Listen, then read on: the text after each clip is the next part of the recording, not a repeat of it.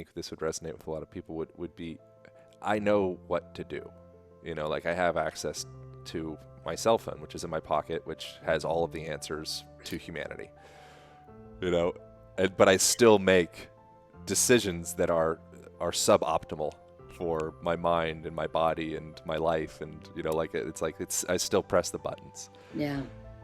So that's the when I'm kind of talking about the deeper iceberg and the implicit stuff. It's like, what's the deeper governor there, and perhaps the way to work with that is just keep on chipping away at the surface, and eventually that kind of through osmosis starts to change. Well, but I'm saying level. I'm actually addressing the same point, and I'm saying there's a very straightforward way to try it is to watch your mind, watch yourself.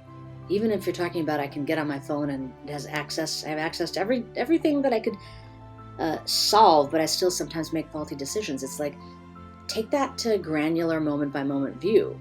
Usually we can't do that as we're doing it, but we can try.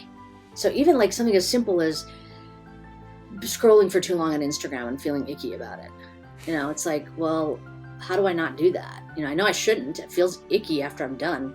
How do I stop myself? Oh, I should just throw my phone in the trash. It's not going to work. Okay, I got to break up with my phone. No technology over the weekend. Probably not going to work either.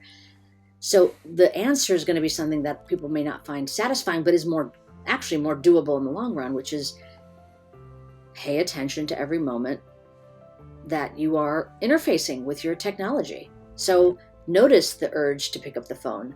Notice the face recognition unlocking it for you. Notice you pressing on the button. Notice whose website you go to, whatever you do.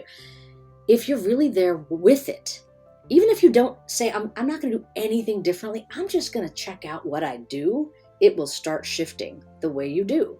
Yeah. So I'm saying that it's not that it's either or, but the observational stance that we can take toward our own life, I think will give us a lot more answers and more choice points than we probably allow for right now. How about cigarettes and like very, very apparent addictions like that? Because one of the pieces of advice that I've heard that I found interesting and I kind of align with, well, that's not true. I was addicted to cigarettes like maybe 12 years ago or something, but it doesn't really feel part of me anymore. But is just that when you're smoking your cigarette, smoke the shit out of it. Like be with 100% of it, feel it hitting your lungs, like feel the texture of the paper in your fingers, like don't bypass it. If you're gonna do it all the way.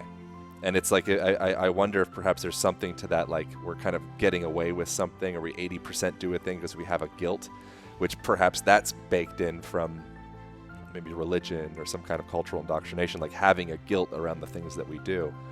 But what do you think about? Well, even just what you just said. I mean, it's not even about, it's 100%, maybe do it in the same way you always do it, but pay attention to every aspect of the full experience of smoking.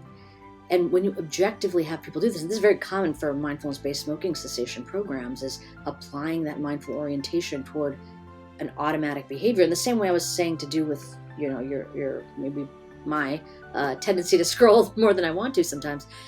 When you do that, you start realizing like, ooh, this feels kind of gross, or this tastes bad. The actual taste of the cigarette when it's first in my mouth and the kind of smoky flavor is gross. So you start having more of an evaluative quality regarding something that you probably were just not in, it was not in your conscious awareness.